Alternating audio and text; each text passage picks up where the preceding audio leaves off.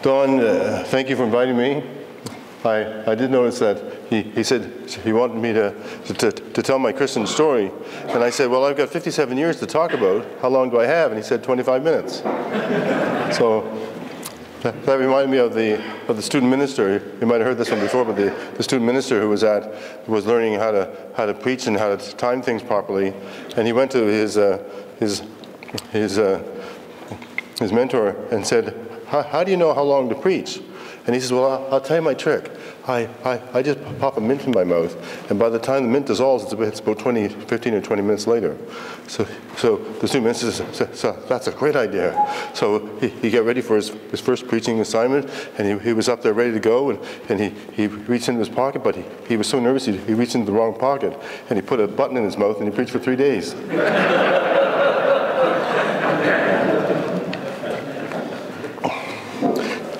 There's an oral tradition of telling stories. It goes back many cultures, and I wonder how far we are honoring that. So it's great to honor the oral tradition. And in Jamaica, in fact, they have a little thing that they do. The storyteller says crick, and the audience says crack. And if the storyteller is convinced that the audience is ready, then he will continue his story. So I will test you. Crick. That was pretty slack. Crick. We're gone. So with any story, there are 3 apples of wisdom. The first apple is for the storyteller. The second apple is for the person who listens. And the third apple is for the person who truly hears. So I would like you to listen for the work of the Holy Spirit as I give you 3 highlights of my life, because that's all I can pack into 25 minutes. I grew up in a Christian home with an extended family very involved in the church. My dad's side of the church, my dad's side of the family was the no carriage or wash on Sunday kind of gang from rural Nova Scotia, and my grandfather, whom you might know, Reverend Dr. Gordon Tupper, was certainly a very strong influence in my life.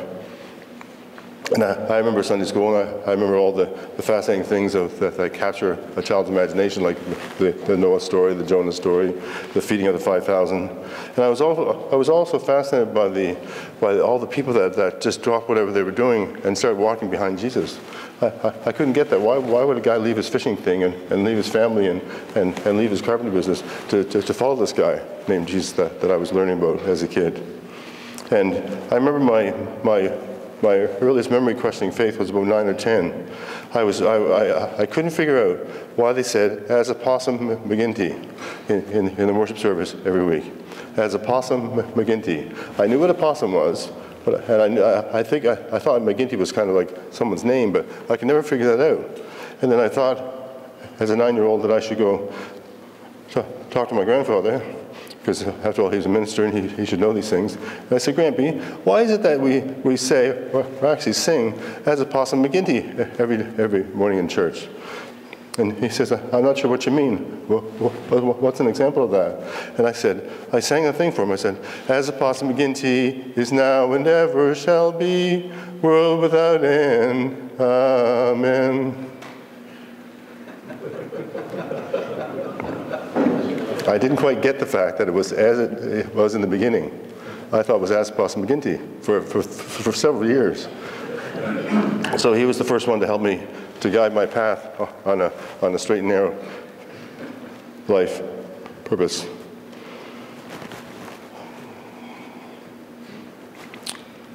There are a couple of other informative things during my journey, and these are things that I reflect back on growing older and seeing how they might have connected.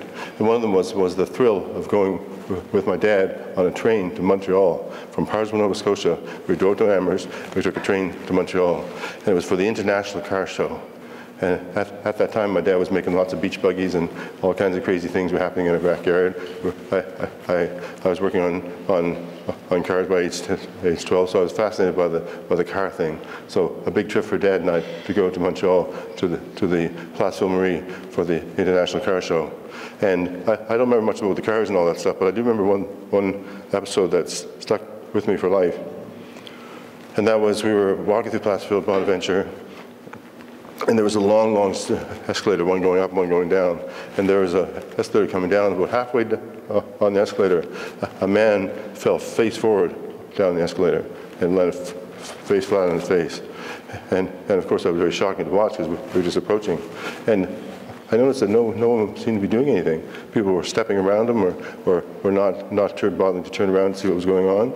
And my dad, without a hesitation, it still touches me to this day. Without hesitation, he went and picked up and helped that man up before he got jammed in the gears at the bottom of the escalator. And I remember a bag of what I would later interpret as drug paraphernalia, but a bag of needles and stuff fell out of his trench coat. But I was really touched by that and really moved by that. And that, as you'll see, informed the walk, the talk of the Christian life. The second memory that I had as a child was being a teenager at Berwick, and we went for a picnic, and all the guys and the gals went for a picnic.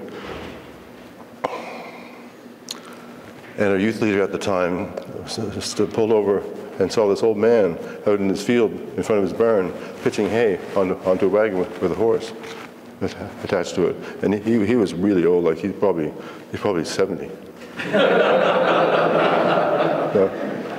That's funny now because I'm 57, so that far away, right? But no, he was very, very old, and he stopped to talk to him. And it turns out that he was trying to get the hay in before the rains came, of course. And our youth leader told us to go back the next day and help him. Well, a team of us went back, and we worked hard in the field. We scooped it up by hand because it wasn't.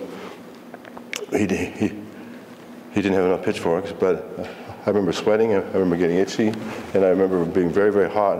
And by the time we had thrown all the hay in the mow, he was so very grateful to us. But all he had to offer us was a cold glass of water. And when I took a drink of that water, it was beautiful.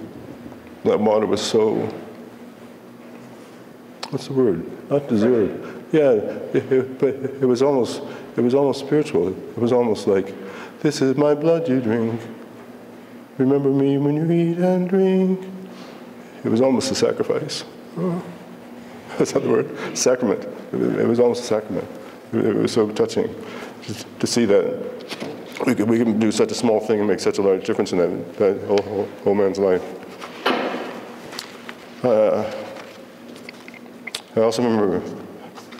I also recall the early influence of the Berwick United Church Camp because we would do a musical every year, and we did all the famous ones: God's Spell, Jesus Christ Superstar, Joseph's Amazing Technicolor Dreamcoat, Cool in the Furnace, which is about Shadrach, Meshach, and Abednego. And I was fascinated with that because it was, first of all, it was rock music, but it was very, very theologically rich. Now, I want to sing you just a bit of King Herod's song. And as you know, well, I think you know the story. But I really like King Herod's song, so I'll sing the first piece of it. And just think of how much theology is in these 4 lines. Jesus, I am overjoyed to meet you face to face. You've been getting quite a name all around the place. Healing cripples, raising from the dead. And now I understand you're God. At least that's what you said. Think of the theology in that. That is like a course at AST. But it was accessible to me as a teenager because it was rock and roll, and I got it, and I related to it, and it helped me. And I memorized more of those songs than I have my Bible verses for sure. So I went on to find meaning in life, and I failed college. I got half a credit. It was in marketing. I had a redheaded girlfriend. I started a photography club and a parachuting club. I had a wonderful third year of college, but I had half a credit, so I flunked. So I went for a search to find myself, and of course, most people do that by going to Europe. So I went to Europe and went to the beach in Portugal and sat there on the beach and said, what do I want to do with my life? I said, well, I like photography and and I like teaching. So I can't picture being a wedding photographer for the rest of my life. So I think I'll be a teacher. So I thought, that's it, my great moment of figuring out what it is I want to do. So I came home and I proudly announced that to my mom. I said, Mom, I figured out when I was in Europe that I want to be a teacher. She said, that's nice, dear, but don't forget both your grandmothers are teachers. You have 3 or 4 aunts and uncles, Jim Tupper, Polly Tupper, Bruce Tupper, and Joy Stillman, who's my aunt. So it's kind of in your blood. It didn't matter it didn't matter when you discovered it. The point was that it was going to be your path. So how does that path work? So milestone number 1, lesson 1: see everyone as divine. I got married to my high school sweetheart. I went to AST and studied for a year. And it was a real luxury, and I say that because not many people get to take a moment just to be with religion and to study religion and to feast on the wealth of spirituality that can be found as you learn. And I remember a particular paper I did on Abraham's sacrifice of Isaac. It's a couple lines in the Bible, right? But I wrote 25 pages about what it meant as my exegesis of it.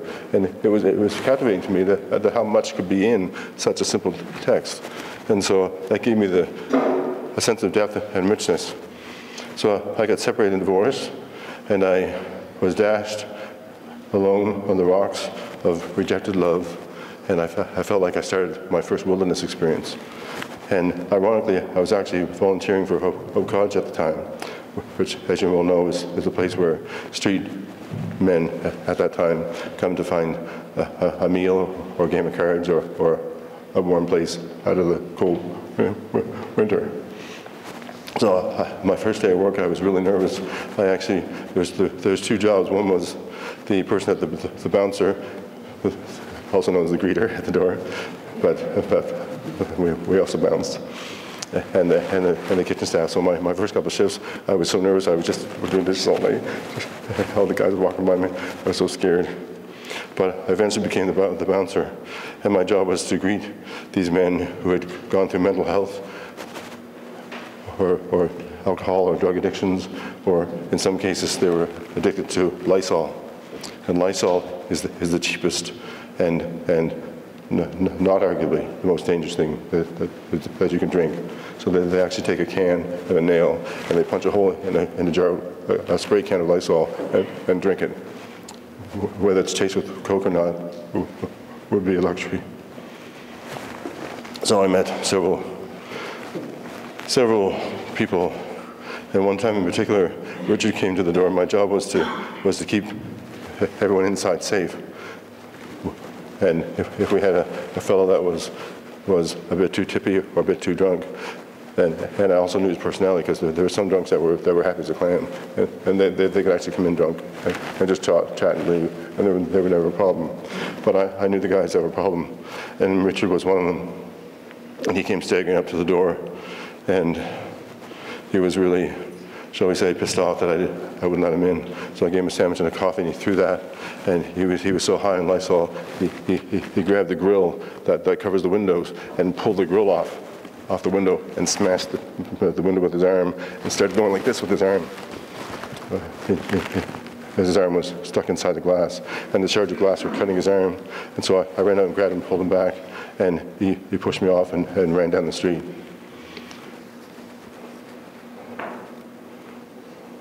So sometimes it's hard to see people as Christ. But behind the door at Hope Cottage, I'm not sure if you're familiar with it, but it's 2 half doors. They're about 5.5 feet tall, because that's how tall people were back then. And it's a half door that comes out. And behind the door is a small plaque about that big. It says, "Greet everyone as Christ." And then we open the door, and the guys come in. Higher. Can you hear me now? Do I have to say everything I just said? The video will be on YouTube. I wrote a poem about Richard. I wrote a lot of poems about being marginalized and feeling rejected, because that's where I was at, and I found a circle of guys that could relate to me. So here's a poem about Richard. Richard, what's in the name? The window of a soul, lion-hearted. If only you had the courage, or worse, if only you could see what the can is doing to you. I feel ashamed. How could I let this happen to one as beautiful as you, a child of God? You, not me. You are the innocent. I am not, for I have all the damn power. Your dignity pays for my pride of being above all that misery and pain. Is my ignorance any excuse? I think not. I know the difference between right and wrong, between sin and God's will. Yet here I am with my delayed printout typewriter. It was a couple years ago.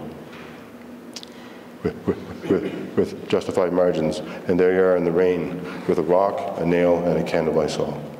Unjustly marginalized like that. But you and all your brothers and sisters must wait until peace and righteousness embrace, or at least until I return, or at least until I really answer when Christ calls my name and says, come, follow me.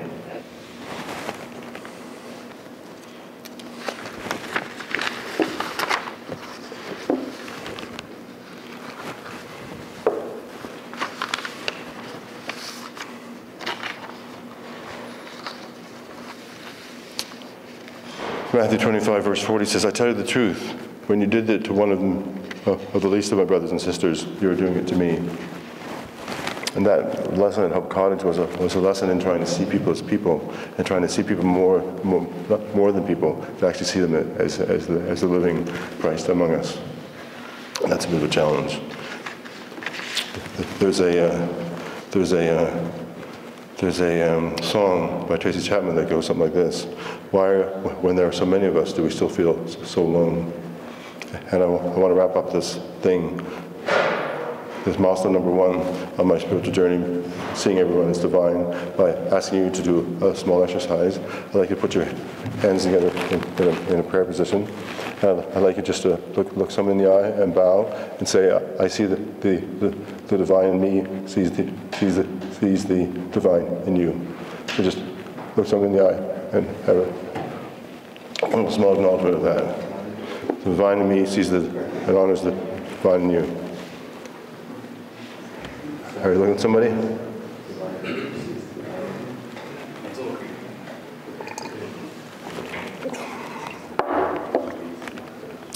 If you ever want to know how much people don't look at each other, try to put something really strange on your face and walk around for a while and see how long it takes for them someone to recognize it.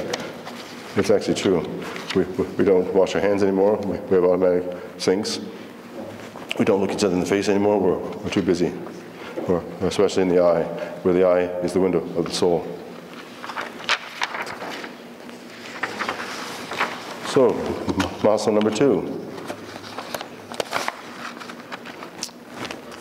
So working at Hope College gave me a certain insight into life, as seeing others as sacred. Milestone number 3 was the Montreal Massacre. And that started me on a journey of getting involved in social justice, social advocacy, by talking about something very specific.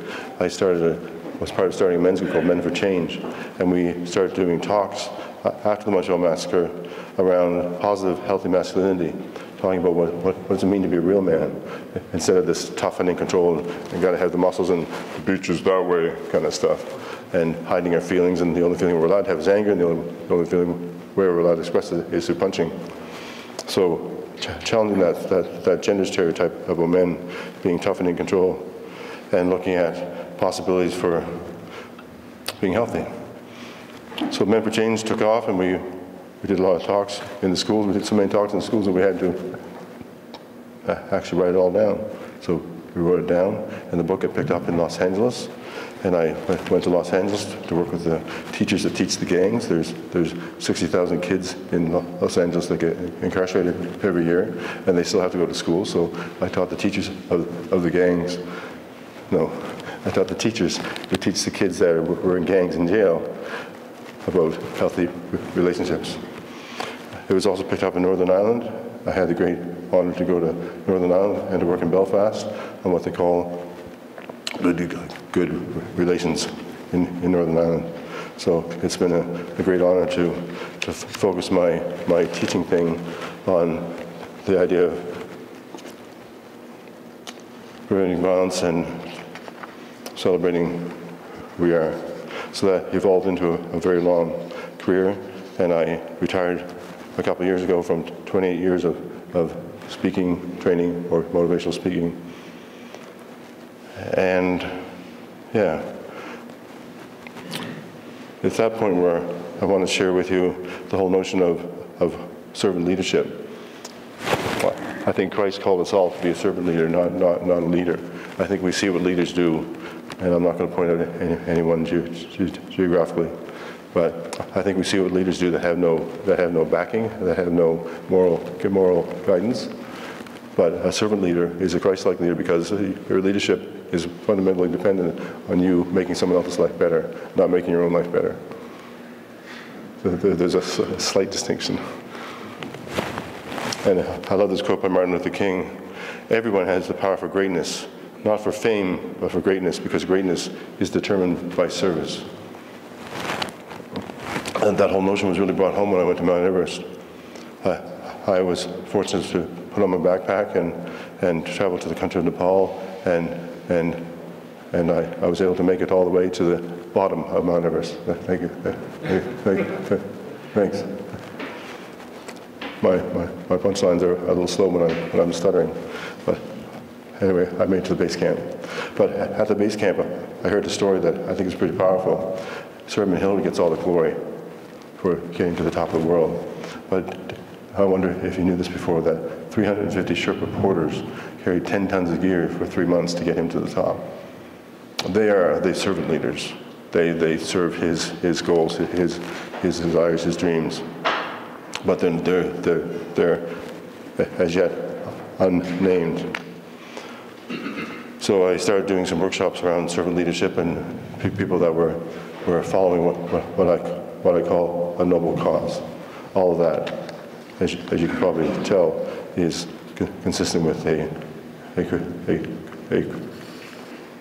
life that confesses Christ as a witness to that.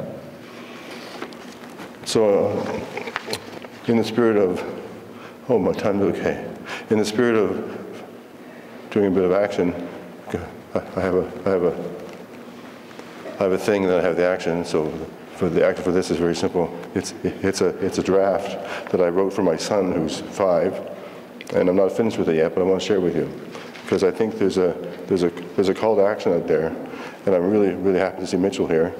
And I'm sorry I said your name because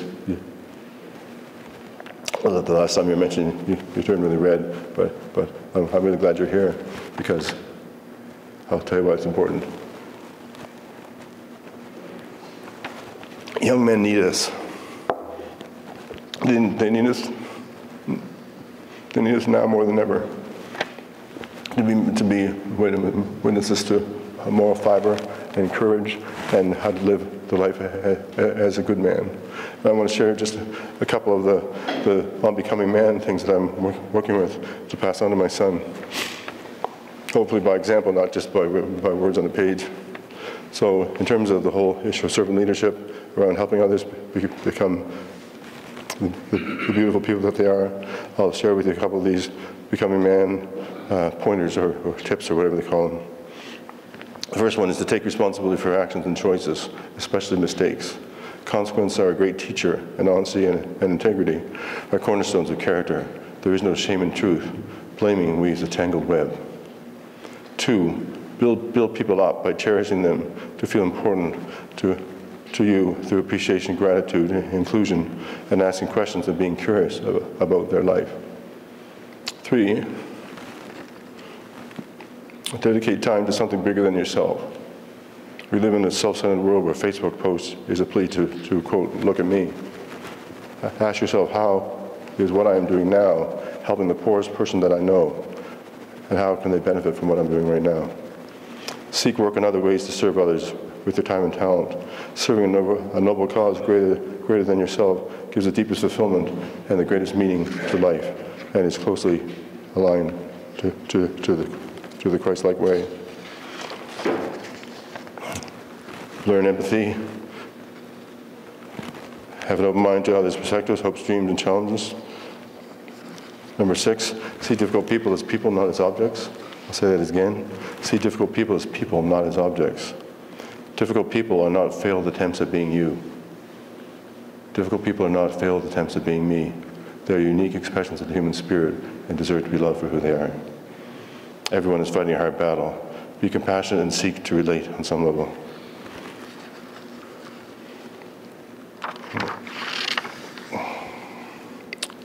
Treat your body, mind, and spirit with respect.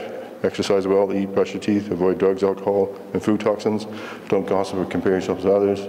Take time to give thanks to your Creator for the sack of skin and bones that you rented this time around. And number 9, treat others' body, mind, and spirit with respect, especially girls and women, because we live in a culture that makes women objects. When advertising tells us that they're never good enough, and porn tells us that they're just holes to be used for our pleasure. And 10, nurture friends to share the vows. Nurture friends that share your vows and who will risk their friendship by stopping you from doing something stupid. That's a test of friendship. So that's the second one, is to celebrate life and its infinite possibility of love. So, Hope Cottage, divorce, Montreal Massacre, and in 2005, a diagnosis at age 45 of Parkinson's disease.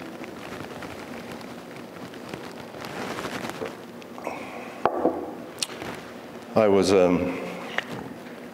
actually given a choice. They weren't really sure what it was. They said, well, based on your symptoms, you either have a brain tumor or Parkinson's disease. And I said, is there a door number 2 or number 3? But apparently there wasn't, so it was Parkinson's. So for the last 11 years, I've been living with Parkinson's disease. And there's a funny thing that happens. Because for the first year, I was embarrassed and ashamed. My ego was taking over my way of being, if you will. And I was embarrassed and ashamed, and I actually told no one. I thought to myself, how can a guy who's hiked Mount Everest and kayaked in the Green Charles and hiked mountains in Europe, how can I get this, quote, old person's disease? So I was embarrassed and ashamed for a year, and I didn't tell anybody. But then, as the Spirit would want to do, it comes into my life and shakes things up a little bit. And a year after I was diagnosed, I re-met a gal that I dated 18 years ago. And I remember distinctly dating her because I was very critical of her. I actually criticized her for wearing pants made of cowhide. But back in the day, I was a bit of an activist, and wearing cowhide was a no-no. And so she never lets me forget that. So we got back together, and as was wont to happen, as we got close, as the love story unfolded, we got closer and closer, and I said that I'd have to reveal my situation. So I told her that I had Parkinson's, and she said, so what, now what? And love blossomed into a many splendid colored thing. Because I said yes to her love, I surrendered my ego, I surrendered the rest of my stubborn personality, which included an ongoing feeling that I wasn't really worthy of love, because I was in a lot of short-term relationships after my divorce, and I never really surrendered or gave up my heart again until this one came along. And so Parkinson's kind of called my bluff on a decades-old belief that I wasn't worthy of being loved. So it's kind of curious that how the book unfolds, and there's my little guy in the back there. I started telling people about my what I call the gift of the hit story. And my hit was, of course, Parkinson's, but as it unfolded, and you'll see the love story in here, but as it unfolded, I said yes to love, and that opened up a whole beautiful world to me.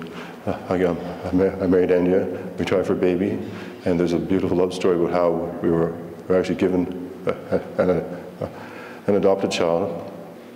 And then a year and a half later, as chance would have it, we had a baby the old-fashioned way, and my wife was two months short of her 46th birthday, and we have a healthy baby boy. So the stats on that are just off the chart. And then I started telling my story, and I started realizing that because of Parkinson's, and I say this very clearly, because of Parkinson's, I have all these gifts. So Parkinson's has become the greatest thing that ever happened to me, and I give thanks for it every day. Because all the things that I have and all the things that open up to me, because of Parkinson's kicked me in the spiritual behind, if you will, and got me further down my faith path by surrendering that last little piece of it's all about me, and releasing that to the Holy Spirit, and allowing the Spirit to just take its course. Well, as it turns out, when I start talking to people about how Parkinson's was the best thing that ever happened to me, some people go, huh? But other people go, yeah, I know what you mean.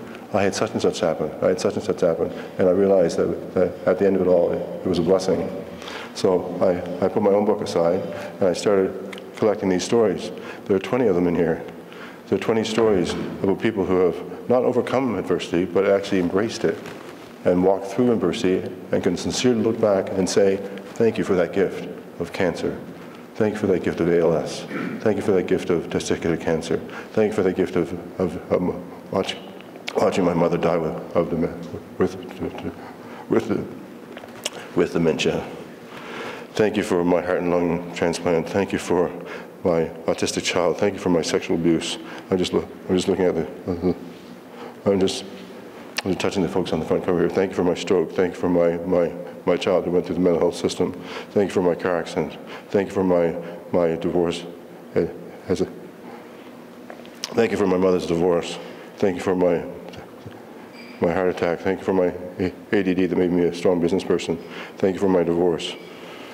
So this book is full of what I think is best. If my voice teacher was here right now, she'd say, slow down and breathe. So I will. It's a very spiritual thing to say that a disease that takes people down and eventually affects the quality of their life is a gift from God. But it is. That's my gift. I read these stories and I say, how can these folks get through this stuff? But I don't have to get through it. All they have to do is get through it themselves.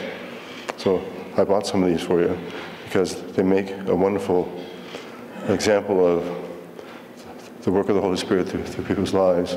And they're a real testament of the fact that we're never alone. All we have to do is reach out and go past our egos and being ashamed or embarrassed and reach for help.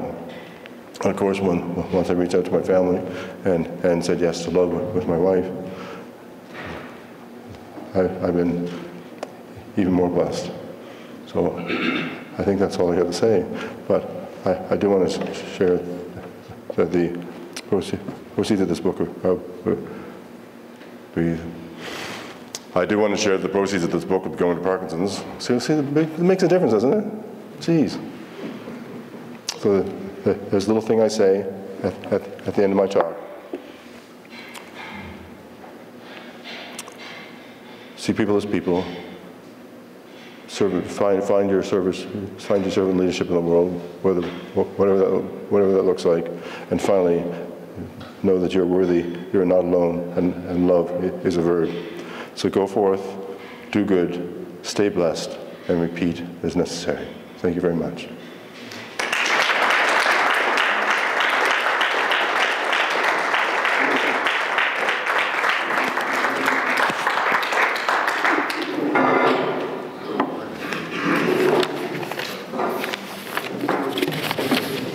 Do you have questions, sir? Questions? You want to give an opportunity for questions? Yeah. Just 1 second. Do you have any questions that you'd like?